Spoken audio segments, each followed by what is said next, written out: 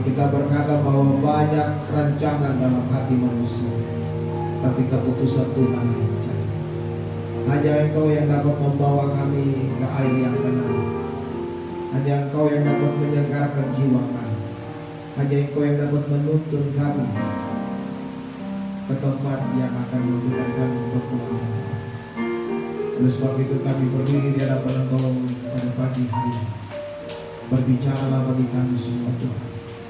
Hamba yang menjadi alat Tuhan pun membutuhkan firman. Biarlah Tuhan mengurapi dan memberkati kami semua. Sehingga waktu kami pulang dari tempat ini Tuhan, kami pulang dengan kekuatan baru. Kami pulang dengan sukacita dan pengharapan yang pasti daripada Allah sendiri. Terima kasih Bapa, dalam nama Yesus Firman yang hidup, kami berdoa dan kami sambut kebenaran firman Tuhan pagi ini. Amin. Bapak Ibu dipersilakan dulu kembali. Puji bagi nama Tuhan. Bapak Ibu yang diberkati Tuhan, mari kita buka firman Tuhan sama-sama dari Injil Matius. Kita masih ada dalam 1 bulan topik pembahasan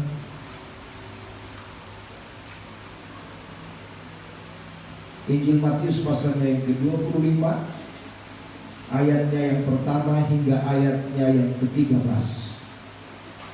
Matius pasalnya yang ke-5, 25 minta maaf. Matius pasal 25 ayat 1 hingga ayatnya yang ke-13. Kalau Bapak Ibu sudah dapat, perhatikan saya akan membaca pokoknya. Gadis-gadis yang bijaksana dan gadis-gadis yang bodoh. Pada waktu itu hal kerajaan sorga seumpama 10 gadis yang mengambil pelitanya dan pergi menyongsong mempelai laki-laki. 5 diantaranya bodoh dan 5 bijaksana. Gadis-gadis yang bodoh itu membawa pelitanya, tetapi tidak membawa minyak. Sedangkan gadis-gadis yang bijaksana itu membawa pelitanya dan juga minyak dalam buli-buli mereka. Tetapi karena mempelai itu lama tidak datang juga, mengantuklah mereka semua lalu tertidur. Pada waktu tengah malam terdengarlah suara berseru, mempelai datang, songsonglah dia. Gadis-gadis itu pun bangun semuanya lalu membereskan pelita mereka. Gadis-gadis yang bodoh berkata kepada gadis-gadis yang bijaksana, berikanlah kami sedikit dari minyakmu itu, sebab pelita kami hampir padam. Tetapi jawab gadis-gadis yang bijaksana itu, tidak, nanti tidak akan cukup untuk kami dan juga untuk kamu. Lebih baik kamu pergi kepada penjual minyak dan beli di situ. Akan tetapi waktu mereka sedang pergi untuk membelinya, datanglah mempelai itu, dan mereka yang telah siap sedia masuk bersama-sama dengan dia ke ruang perjamuan kawin. Lalu pintu ditutup. Kemudian datanglah juga gadis-gadis yang lain dan berkata, Tuhan, Tuhan, bukakanlah kami pintu. Tetapi ia menjawab, aku berkata kepadamu, sesungguhnya aku tidak mengenal kamu. Karena itu berjaga-jagalah, sebab kamu tidak tahu akan hari maupun saat.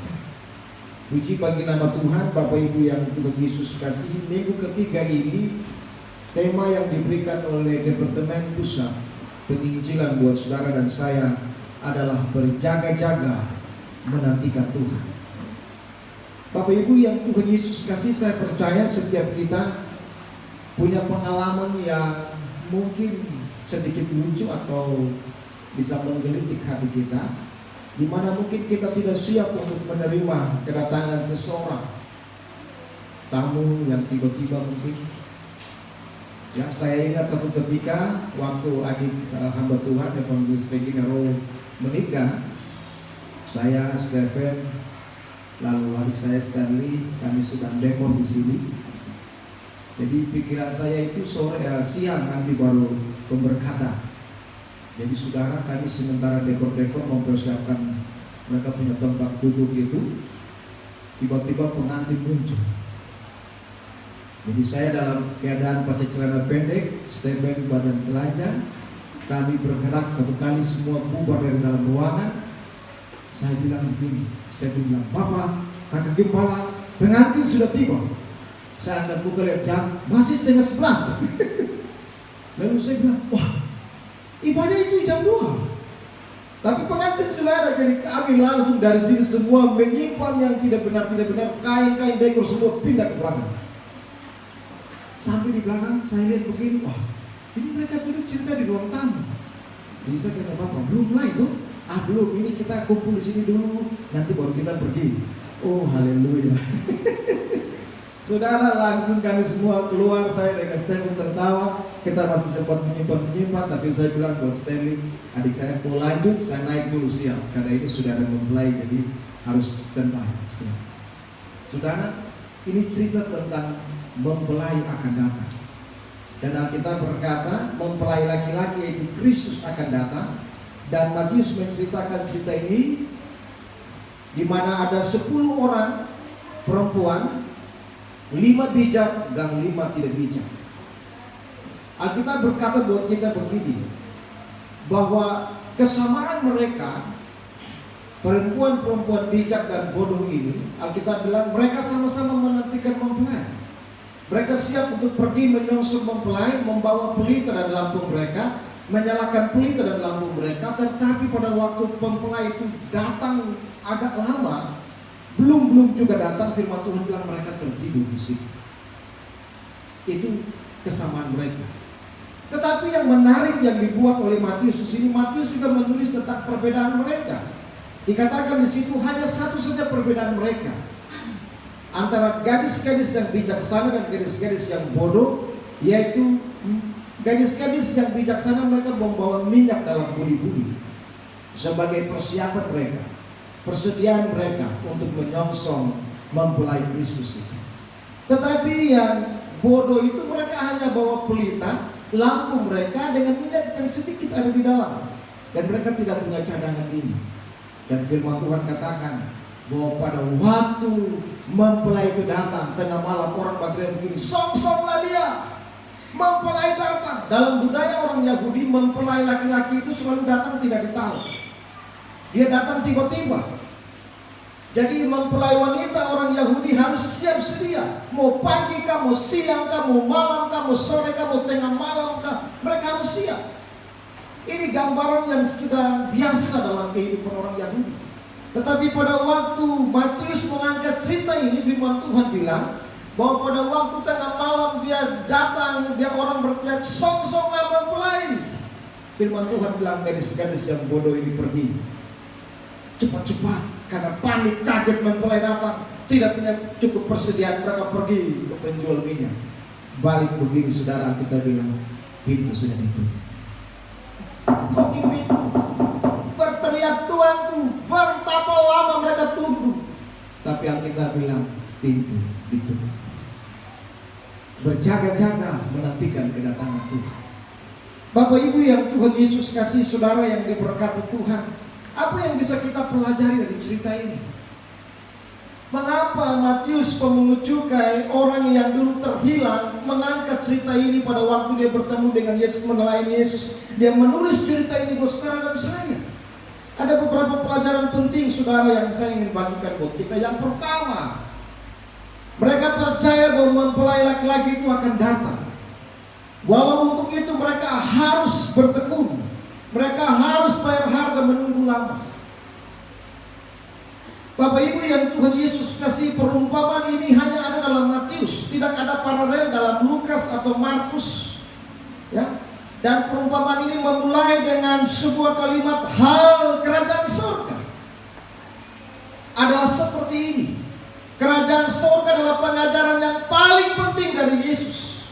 Injil Matius menuliskan bahwa kerajaan surga itu disebut 41 kali. Dengarkan ini baik. Ungkapan kerajaan surga atau kerajaan Allah itu di dalam perjanjian baru itu ditulis sebanyak 108 kali.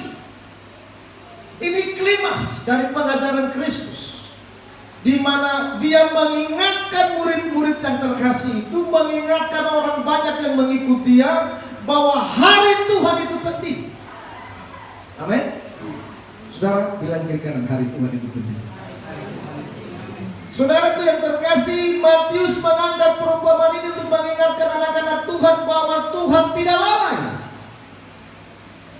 Tuhan tidak pernah lalai, atau Tuhan tidak pernah berdusta.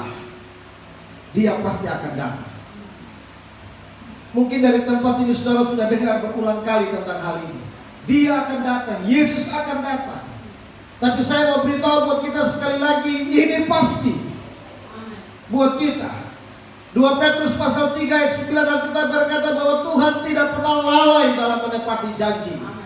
Janji bahwa dia akan kembali, dia akan pasti datang. Dia akan pasti menggenapkan itu.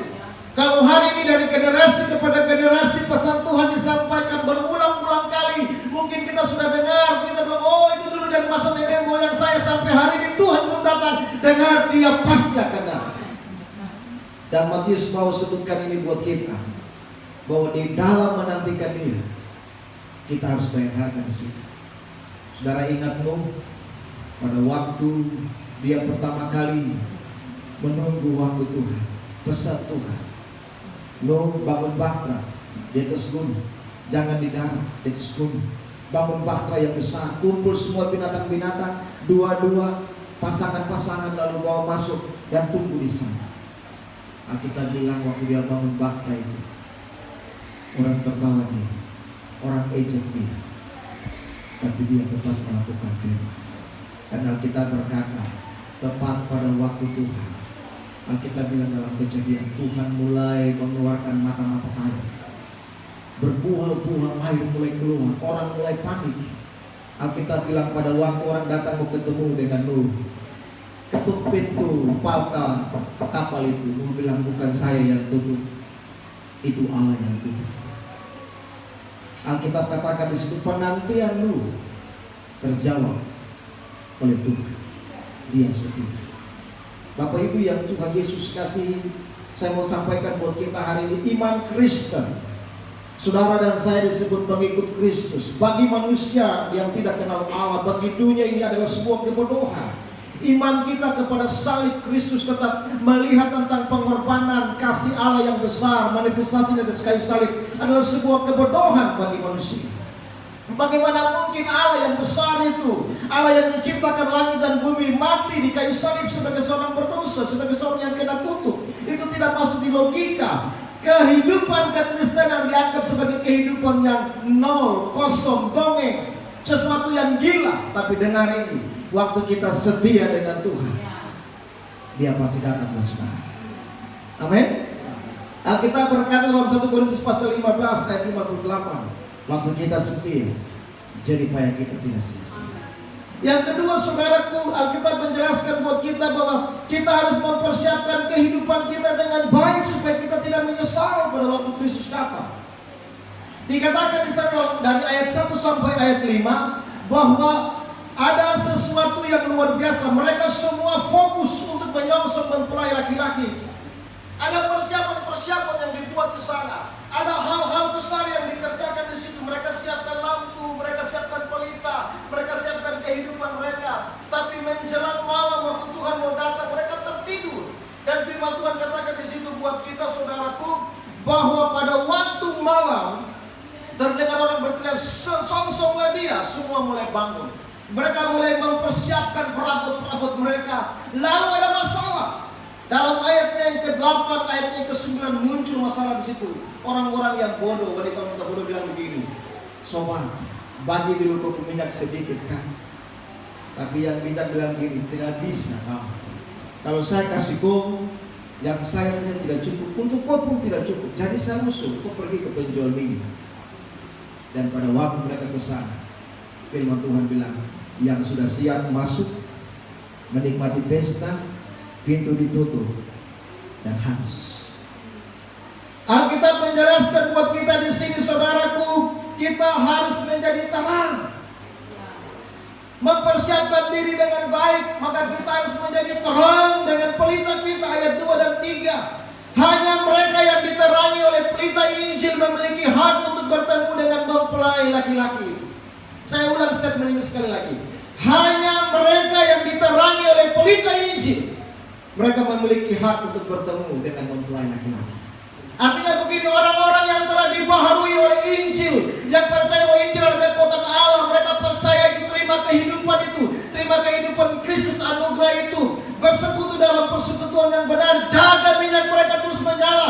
Persekutuan dengan Tuhan dibangun. Kehidupan terus dibaharui di sana. Firman Tuhan bilang, mereka ini yang layak mengausung Tuhan. Mereka ini yang layak untuk masuk dalam rumah Allah. Tapi yang tidak siap, yang tidak punya minyak, bicara tentang kehubungan, relasi dengan Allah, tidak ada. Alkitab bilang, digeser dulu. Alkitab berkata di sini, orang-orang Kristen adalah anak-anak yang telah diterangi oleh Injil. Maka kehidupan mereka itu harus bersinar. Pelita mereka harus menyala terus. Kehidupan mereka harus berdampak dan menerangi orang lain di sekitar mereka. Dan ini harus terjadi.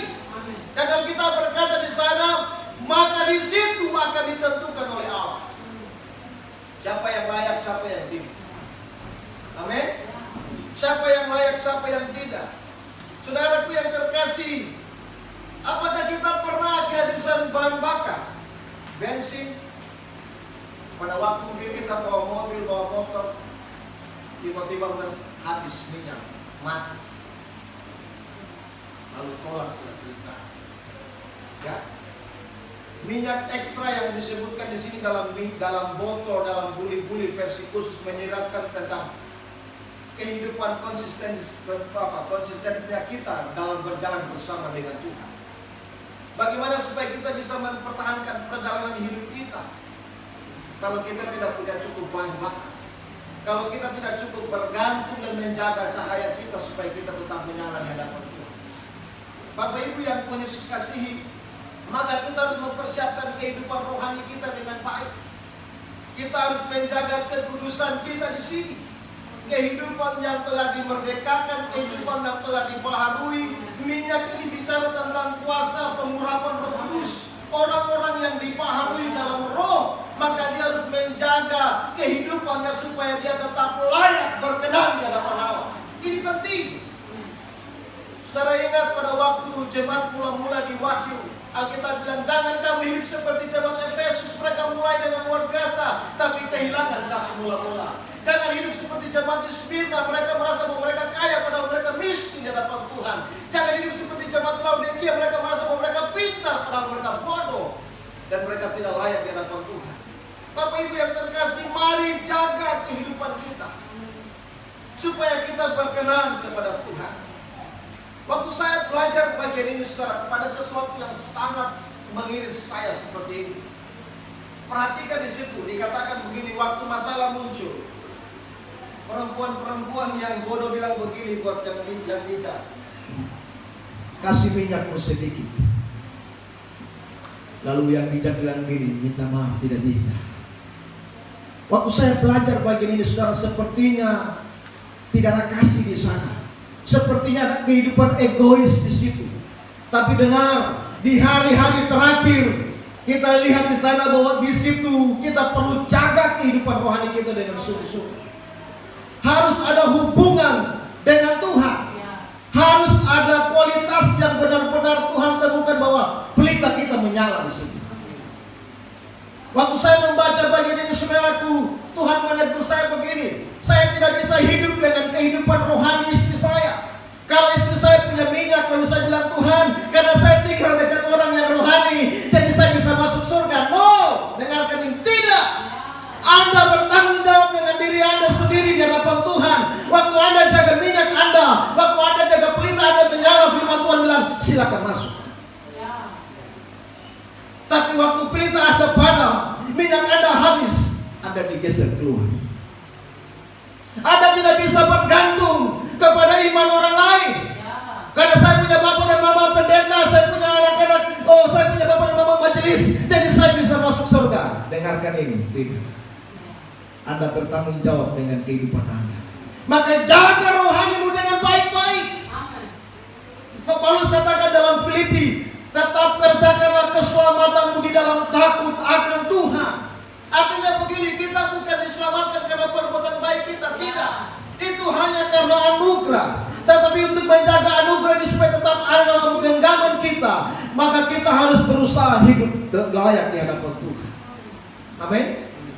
Gadis-gadis bodoh ini bergantung kepada anugerah yang dari teman, tapi teman bilang minta maaf, tidak bisa. Mungkin Ada waktu di mana Anda harus berdiri dengan di hadapan Tuhan dan bilang, Tuhan, minta maaf, saya mau tolong dia, tapi saya ingin lebih menyenangkan Engkau. Ngeri sekali waktu saya baca bagian ini. Sepertinya wanita-wanita bijak itu egois sekali. Tapi di sini saudaraku dituntut untuk kita menjaga kehidupan rohani kita dengan sungguh-sungguh. Oleh sebab itu jangan lengah. Jangan anggap remeh firman Tuhan. Informasi-informasi yang kita dengar jangan anggap sepele. Tapi mari berjaga-jaga di dalam Tuhan. Baca firman dengan sungguh-sungguh. Saudaraku, Alkitab katakan bahwa mereka tahu mempelai akan datang. Ada informasi bahwa mempelai akan datang. Mereka juga mendengar song-songlah dia. Tapi kembali kepada persiapan pribadi masing-masing. Apakah saya siap sungguh-sungguh? Apakah benar-benar saya mempersiapkan kehidupan saya? Ini penting. Kita tidak bisa bergantung kepada orang tua, istri, suami, anak, tapi masing-masing kita menjaga pelita kita. Oleh sebab itu persiapkan kehidupan rohani kita. Pastikan bahwa Anda punya hubungan yang baik dengan Tuhan. Pastikan bahwa Anda punya hubungan yang sehat dengan Allah. Pastikan bahwa Anda tidak santai dengan hidup ini. Anda sedang mengejar kehidupan surgawi. Anda sedang membangun kehidupan rohani Anda di atas material-material yang layak, material-material yang berkualitas. Saudara ingat khotbah saya dari 1 Korintus pasal 3 ayat 10. Kita membangun di atas emas, di atas perak. Jangan membangun di atas kayu, di atas jerami, atas rumput kering. Karena satu waktu pekerjaan kita akan diuji oleh Tuhan dengan api daripada Tuhan sendiri. Kalau terbakar habis kita mengalami kerugian. Tapi yang dari emas tetap emas, dari perak tetap perak. Mari bangun kehidupan kita di atas material yang sungguh-sungguh. Tuhan temukan nanti kita menjadi orang-orang yang benar. Kita menjadi orang-orang yang berbahagia. Sekalipun tubuh rohani, tubuh jasmani kita semakin merosot. Dengarkan dikatakan di sini, pada waktu mereka tunggu mempelai itu tidak datang-datang juga. Sampai tengah malam. Ini bicara tentang penantian kita. Mungkin kita sudah umur 70, seperti orang tua saya 73 tahun. Bapak Thomas dan Bapak Roh 50 ya. Mungkin seperti anak saya Pedra yang masih umur 5 tahun. Ya. Berapapun umur Anda, semakin kita mulai naik, semakin merosot. Tapi kita membangun manusia rohani kita semakin kuat. Alkitab berkata dalam 2 Korintus pasal 4 ayat 16. Kata Fian tolong saya 2 Korintus 4 ayat 16. 2 Korintus 4 ayatnya yang ke-16. Dikatakan begini, sebab itu kami tidak tawar hati, tapi meskipun manusia lahirnya kami semakin merosot, namun manusia batinnya kami dibaharui dari hari ke hari. Waktu kita menantikan Tuhan, mungkin tubuh jasmani ini semakin merosot. Saya punya anak perempuan Pedra, dia kalau lihat saya punya jenggot putih cili, bapak sudah tua. Bapak sudah tua, bapak jelek. Jadi kadang-kadang saya harus ambil secukur-cukur supaya dia tidak lihat yang putih-putih. Tapi tadi pagi dia mulai lihat lagi putih-putih, bapak sudah tua. Kadang-kadang mungkin rambut kita sudah putih seperti Bapak Thomas ya. Lalu kita sudah semakin merosot, tapi manusia rohani kita harus dibangun terus. Amin. Kita harus bangun terus manusia rohani kita. Hidup dalam kekudusan. Ini penting. Pakaian kita harus kita jaga. Pakaian kita harus kita jaga. Coba buka 1 Yohanes 3 ayat 3. 1 Yohanes 3 ayat yang ketiga. 1 Yohanes pasal 3. Setiap orang yang menaruh pengharapan itu kepadanya menyucikan diri sama seperti dia yang adalah suci. Amin. Saudara sedang menaruh pengharapan pada Kristus, maka dengarkan ini, tugas kita dalam menyucikan diri kita terus. Kejar kesempurnaan. Yesus bilang buat Matius dan murid-murid yang lain dalam Yohanes pasal 15, kamu memang sudah bersih Tetapi supaya kamu bisa berbuah lebat lagi, maka kamu harus dipangkas, dibaharui di dalam Tuhan, diproses di dalam Tuhan. Dan kadang-kadang proses itu sakit, tetapi untuk menunggu supaya Tuhan hadir dan menjumpai kita sebagai saleh-salehnya, maka kita harus tiap-tiap hari mematikan manusia lama kita dan membiarkan Allah hidup dalam kehidupan kita, berdaulat dalam kehidupan kita, membaharui kehidupan kita tiap-tiap hari. Paulus katakan dalam Kolose pasal 3, pikirkanlah perkara-perkara di atas, pikirkanlah perkara-perkara di mana Kristus duduk dan bertakhta di sana. Pikirkanlah semuanya itu. Paulus katakan dalam Filipi pasal 4, semua yang manis, semua yang sedap, semua yang baik, semua yang mulia, semua yang disebut kebajikan, pikirkanlah itu. Bapak Ibu yang Tuhan Yesus kasih, kadang-kadang mungkin kita sedang diperdaya dengan semua pergumulan hidup kita. Kadang-kadang waktu kita berbicara dengan Tuhan, mungkin kita punya masalah anak, masalah suami, masalah makan, masalah pekerjaan, masalah ada banyak. Tetapi Tuhan bilang gini, jangan fokus kepada itu, tapi pikirkanlah di mana Tuhan sedang bertakhta. Artinya begini, kalau kita pikirkan Allah lebih besar dari setiap masalah kita, maka itu akan memampukan kita untuk menantikan Dia dan berjalan dalam tantangan-tantangan yang Tuhan izinkan. Dan di sana Tuhan menemukan kita seperti gadis-gadis yang bijak. Tantangan boleh datang, tapi saya berdiri dengan minyak saya, pelita saya tetap menyala. Saya jaga hidup saya dengan sungguh-sungguh. Sampai Tuhan bilang begini, mari masuk ke hamba. Jangan tunda-tunda. Perhatikan ini, dua-dua ini dapat informasi yang sama, song-songlah dia mulai datang. Tapi yang satu tunda karena minyak habis, dia pergi dulu. Tapi yang sudah punya minyak, dia masuk dalam kemuliaan Allah. Bapak Ibu yang Tuhan Yesus kasih, dalam bulan misi ini saya mau bilang buat kita, jangan tunda-tunda. Kalau hari ini Anda belum pasti selamat, maka dengarkan, tidak ada cara lain. Lagu pujian tadi kita nyanyikan, hanya Yesus jawaban hidup kita. Tidak ada yang dapat tolong saudara, istri, suami, anak-anak, orang tua, tidak ada yang dapat bisa tolong engkau. Hanya Yesus. Dan pada waktu kita dengar firman, mari buka hati, izinkan Allah bekerja membaharui, izinkan Allah bekerja membaharui, sehingga kita punya kepastian. Dan waktu kita punya kepastian, saudaraku, firman Tuhan katakan di situ, maka kita akan menjadi orang-orang yang bijak. Ingat bahwa waktu yang Tuhan siapkan itu tidak lama lagi. Mungkin tengah malam, mungkin besok pagi, mungkin siang hari, mungkin sore, tidak tahu kapan. Tapi yang pasti, Dia akan datang. Dia akan membawa saudara dan saya. Dia akan membawa kita sebagai mempelai-mempelainya dalam pernikahannya yang kudus. Jangan anggap enteng firman Allah. Jangan tunda-tunda.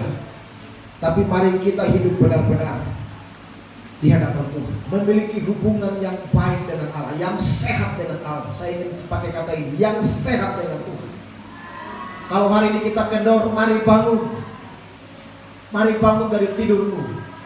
Ya, mari bangun dari tidur rohani kita. Alkitab katakan dalam ayat 8, pada waktu mereka mendengar orang bilang, "Sam-samlah dia, semua bangun dan mulai beres-beres." Kalau hari ini Anda sedang tertidur, mari bangun, bereskan kehidupanmu, bereskan semuanya dan mulai siap untuk sambut Dia. Kalau hari ini kita sedang tertidur dalam kehidupan rohani kita, bangunkan rohani kita. Dan kita mulai kejar lagi, semangat lagi dalam Tuhan. Maka kita tidak akan cuma-cuma sia-sia. Firman Tuhan bilang, waktu itu Tuhan bilang begini, mari masuk, menikmati persekutuan yang ada. Tapi waktu kita tunda, karena kita punya persiapan tidak baik, persiapan kurang, tidak cukup, kita tidak hitung matang-matang, kita mengalami kerugian di sana. Waktu kita kembali ketuk lagi, sudah tidak bisa. Ingat saudara, ada waktu di mana pintu akan tertutup buat saudara saya. Ada waktu di mana mungkin Tuhan akan bilang begini, aku tidak kenal engkau. Ngeri sekali. Tapi saya percaya bahwa kita yang diberkati, kita akan berjalan bersama dengan Tuhan. Kita akan persiapkan hati kita, kehidupan kita. Kita akan menikmati hidup bersama dengan Tuhan. Dan ini dimulai dengan sungguh-sungguh menantikan Tuhan. Yesaya katakan dalam Yesaya bahwa orang-orang yang menanti-nantikan Tuhan seperti burung Raja Wali, dia akan terbang tinggi. Saudara, Raja Wali tidak butuh sayap yang kuat untuk terbang sampai di angkasa.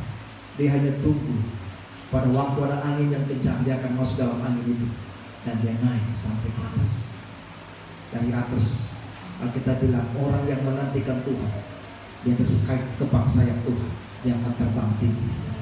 Pergumulan pasti ada, tantangan pasti ada, tetapi kita dimampukan untuk bersama dengan Tuhan. Dan firman Tuhan katakan buat kita, waktu kita ambil keputusan sekarang, kita tidak menunggu, maka kita akan menikmati persekutuan yang indah. Mazmur 23 katakan kita akan berdiam dalam rumah Tuhan sepanjang masa dan menikmati kasih setia Allah. Bapak Ibu, sebentar kita akan makan berjamuan. Satu gambaran di mana saya dan saudara akan duduk makan bersama-sama dengan Kristus Yesus. Tapi dengar ini, waktu saudara setia sampai akhir, engkau akan duduk makan bersama-sama dengan Tuhan dalam jamuan anak domba. Saudara merindukan hal itu? Mari kita berdoa. Kami bersyukur Tuhan. Kami sungguh sadar bahwa firman Tuhan tidak akan pernah kembali sia-sia. Engkau berjanji dalam Yesaya 55 ayat 11 bahwa firman yang keluar dari bibir mulut Allah tidak akan pernah kembali dengan sia-sia. Apa yang Tuhan firmankan itu yang akan engkau suruh untuk semua orang percaya. Dan kami sungguh percaya bahwa suatu waktu kali kelak Tuhan akan dapat menyambut kami sebagai saksi. Tuhan tolong kami supaya kami jangan tertidur dalam kehidupan rohani kami. Jangan kami terhilang dalam segala aktivitas yang membuat kami tidak siap untuk menyambut Tuhan. Tapi tolong kami supaya kami berjaga-jaga senantiasa. Tolong kami supaya pelita kehidupan kami menyala. Roh Kudus tolong kami, baharui kami dari hari ke hari, supaya kami memiliki hubungan yang indah dengan Tuhan, hubungan yang sehat dengan Engkau yang Maha Besar. Terima kasih Tuhan Yesus. Hamba berdoa biarlah firman ini menjadi rema yang akan memampukan kami untuk berjalan bersama dengan Tuhan dalam perjalanan hidup kami bersama dengan Tuhan. Memberkati setiap pribadi, keluarga rumah tangga. Memberkati keluarga Bapak Thomas Daling, keluarga Bapak Martin Magafu, keluarga Bapak John Waryori, Victor Waryori. Menyerahkan keluarga Bapak Sam Usmani, keluarga Bapak Joel Lengko, keluarga Bapak Franky Usmani. Menyerahkan keluarga hambaku Bapak Heru Mudu, menyerahkan keluarga Bapak Hendra Kalapi, keluarga besar Kalapi. Berdoa dan memberkati keluarga besar Bapak Pigai, keluarga Nikanor Pigai. Menyerahkan setiap keluarga Bapak Bonifas Desi Timur. Kami ingat Bapak kekasih yang ada di kampung halaman, Tuhan berkati. Kami juga mau berdoa dan menyerahkan keluarga Bapak Dedi Fatyasina. Kami berdoa untuk hamba-Mu Bapak Dedi yang ada di Merauke. Tuhan, Engkau melihat pergumulan keluarga ini. Kami taruh mereka dalam tangan Tuhan, dan kami percaya bahwa kekuatan daripada Allah akan senantiasa menjadi bagian keluarga ini. Kami juga mau berdoa dan menyerahkan keluarga Bapak Dennis Tahuleli, keluarga Bapak Ndomberi, keluarga Ohi Timur, keluarga Bapak Tinus Row, keluarga Bapak Franky Row. Bahkan kami mau berdoa dan juga menyerahkan keluarga Jonathan. Tuhan, kami berdoa dan juga menyerahkan keluarga Pak Alex Harjono. Tuhan, hamba-Mu dalam pergumulan, Tuhan juga memberkati tugas dan tanggung jawab sebagai pimpinan di Bank Mandiri Bintuni juga Tuhan memberkati. Dan kami mau berdoa dan menyerahkan keluarga ini dengan semua pergumulan yang hamba Tuhan hadapi. Target-target dalam tahun ini kami percaya biarlah Tuhan menjadi jawaban bagi hamba-Mu. Kami bersyukur Tuhan, dan dari tempat ini kami mau berdoa untuk setiap umat Jumat-Mu. Biarlah Bapak Kau berkati pembangunan rumah Tuhan. Kami taruh di dalam tangan-Mu. Kami mengucap syukur buat tukang-tukang yang bekerja. Kami berdoa untuk semua dana biaya yang kami butuhkan. Kami berdoa dan menyerahkan pekerjaan ini. Kami percaya tepat pada waktu Tuhan kami akan menyelesaikan semuanya. Dan kami mau mengucap syukur buat jawaban proposal kami. Kami tahu Tuhan, jika Tuhan memberkati kami lewat hal ini, kami tahu bahwa kami akan terima itu. Dan kami bersyukur buat segala janji Tuhan, bahwa Tuhan tidak pernah meninggalkan kami. Waktu kami memulai dengan Allah, maka Engkau akan menyelesaikannya bagi kami. Terima kasih Bapa. Kami berdoa dan serahkan Kau dalam bangsa kami. Tuhan memberkati Indonesia, pulihkan Indonesia. Dan kami berdoa dalam nama Yesus, biarlah anugerah Allah menjadi bagian setiap kami. Terima kasih Bapa, dalam nama Yesus kami bersyukur. Haleluya, amin.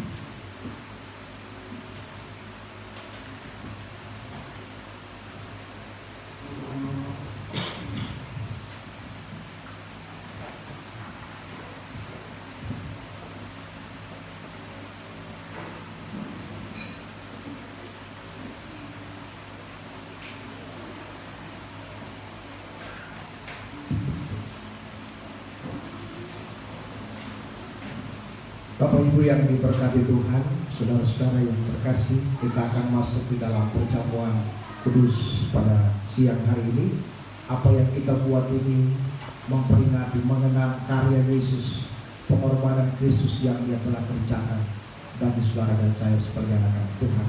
Oleh sebab itu sebelum kita makan dan minum dari tubuh dan darah Yesus yang digambarkan dengan roti dan cawan Tuhan, dengarkanlah firman Tuhan dari 1 Korintus pasalnya yang ke-11 ayatnya yang ke-23 sampai dengan ayatnya yang ke-30.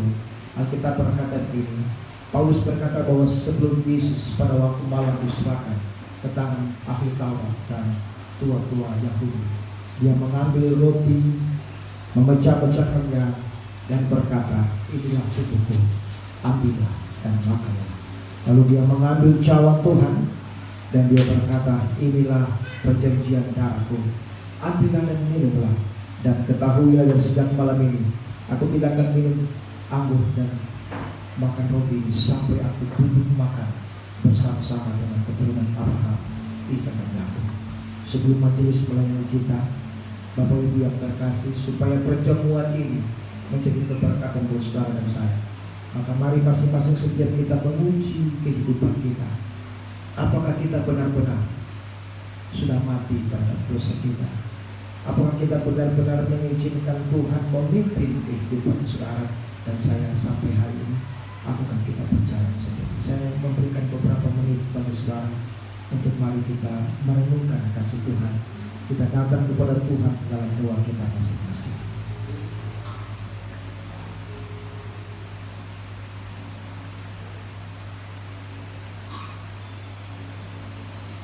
Puji bagi nama Tuhan, supaya kita yang makan perjamuan ini menikmati berkat bukan kutuk. Maka masing-masing kita mari menguji hati kita. Apakah kita benar-benar sudah bercerai dari dosa dan menyesal karena dosa itu dan meninggalkannya? Apakah sebagai seorang kita sungguh-sungguh percaya bahwa hanya dengan korban Kristus saya dan saudara bisa menikmati persekutuan yang indah dengan Tuhan? Dan yang terakhir, kita harus memeriksa hati kita supaya kita berkenan kepada Tuhan. Majelis akan melayani kita.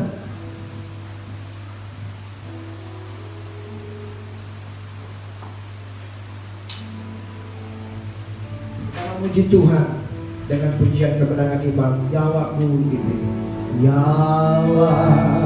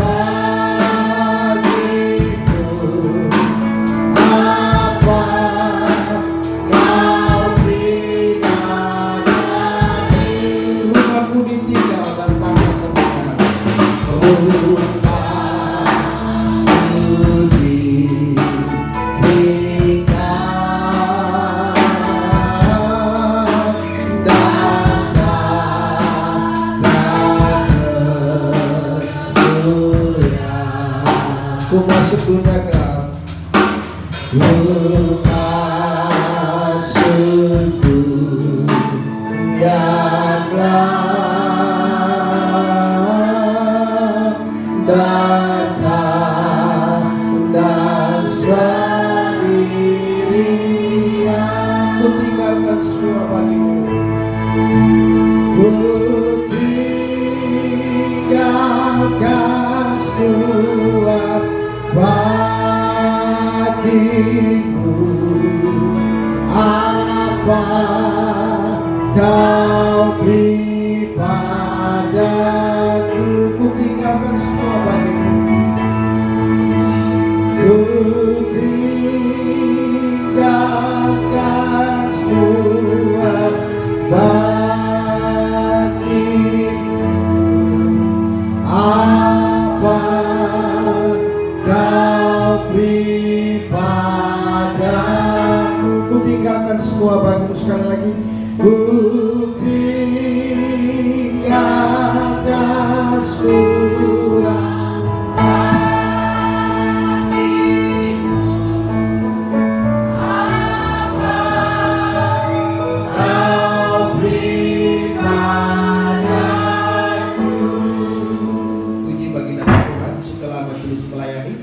Kalau ada barang seorang yang terlewati, silakan angkat tangan.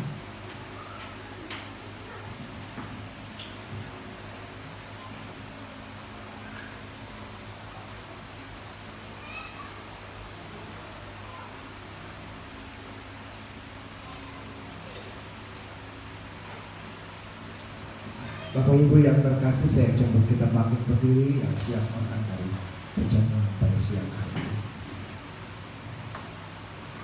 Setelah kita menyelidiki hati kita masing-masing dan kita percaya bahwa kita beranak kepada Tuhan, maka baru persiapkan hati dan diri kita.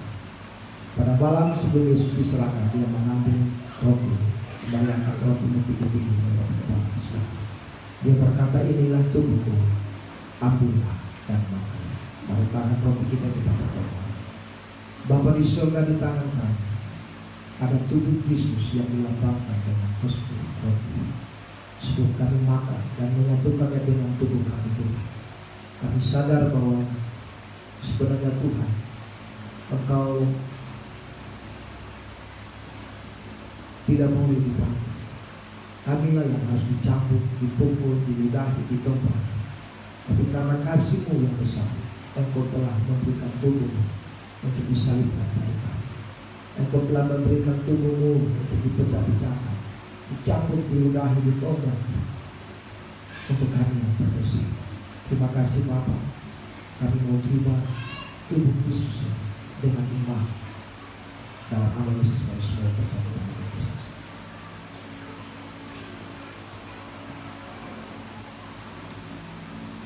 Setelah itu dia mengambil cawan, mari angkat cawan tinggi-tinggi kepada Ustaz. Dia berkata, inilah darahku yang tercurah bagi kamu. Ambillah dan minumlah. Ketahuilah bahwa aku punya kerinduan yang besar untuk menyempurnakan ini dalam perjamuan agama. Yesus katakan, mulai dari setiap malam ini aku tidak akan minum anggur ini lagi sampai aku duduk bersama dengan keturunan Abraham, Ishak dan Yakub. Bapa, di tangan kami ada darah Yesus yang dilambangkan dengan cawan. Darah yang kudus, yang mahal, yang suci. Tapi karena kami Tuhan, Engkau telah menjadi dosa, supaya dalam kelemahan-Mu kami menjadi sembuh. Dalam kehidupan-Mu yang dianggap kutuk, berdosa, kami ditebus dan dibenarkan, disucikan. Terima kasih buat pengorbanan-Mu. Terima kasih buat darah-Mu yang telah membayar kami dengan lunas, menebus kami dengan lunas. Kami mau terima ini Tuhan dengan iman di dalam nama Yesus pada saat-saat Tuhan.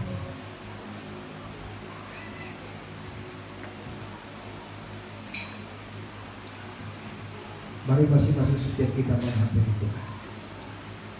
Percaya bahwa tubuh kita yang lemah akan Tuhan kuatkan. Percaya bahwa setiap kita yang sakit akan Tuhan baharui. Alkitab berkata, oleh bilur-bilur darahku kamu menjadi sembuh.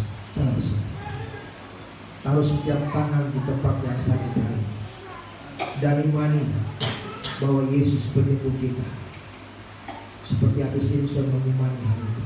Mari taruh tangan di tempat yang sakit. Kita berdoa. Bapa di surga, kami menaruh tangan di setiap tempat kami, tubuh kami yang sakit. Hamba berdoa Tuhan, Biarlah setiap tangan yang ditaruh di atas tubuh mereka di tempat yang sakit oleh bilur-bilur darah Yesus, kuasa Tuhan tercurah hari ini. Kami melepaskan kuasa Tuhan tercurah bagi setiap umat-Mu. Kesembuhan terjadi, pemulihan terjadi, kemerdekaan terjadi, keberkatan terjadi di sana. Dan kami percaya bahwa setiap pribadi yang terikat dilepaskan dalam nama Yesus. Ada kebangunan rohani, ada pembaruan, ada restorasi di situ. Dan kami percaya bahwa yang sakit disembuhkan dalam nama Yesus. Kami mau terima ini dengan iman dan kami mau berkata talita kum. Terjadi buat kami. Bangun tubuh kami kembali, perbaharui dalam kuasa-Mu Bapa. Dan kami mengucap syukur buat setiap kesembuhan, pemulihan yang Tuhan kerjakan siang hari ini buat kami. Dalam nama Yesus kami mau berdoa dan bersyukur dan berkata haleluya, segala puji dan syukur bagi Tuhan. Terima kasih Bapa. Berkati setiap ibu, setiap bapak, setiap orang muda yang telah menikmati tubuh dan darah-Mu. Dalam nama Yesus kami mengucap syukur buat hari ini. Terima kasih Bapa. Tolong kami supaya kami menjadi pribadi-pribadi yang pergi untuk menceritakan kasih Tuhan kepada orang lain yang belum bertemu dengan Engkau, sehingga mereka boleh menjadi pribadi yang dikuatkan, diteguhkan, dan menikmati pengharapan di dalam Kristus, keselamatan yang sempurna itu. Terima kasih Bapa. Berkati kami sebagai Bapa, sebagai Ibu, sebagai orang muda di tempat kerja kami. Kami mau percayakan hidup kami dan kami tahu bahwa setiap tempat yang kami injak diberkati oleh Tuhan. Kantor kami diberkati oleh Tuhan, rumah tangga kami diberkati oleh Tuhan, tempat di mana kami pergi diberkati oleh Tuhan. Terpujilah nama-Mu. Dalam nama Yesus kami bersyukur buat perjamuan ini. Haleluya. Amin. Bapak Ibu dipersilakan duduk kembali, majelis akan melayani kita.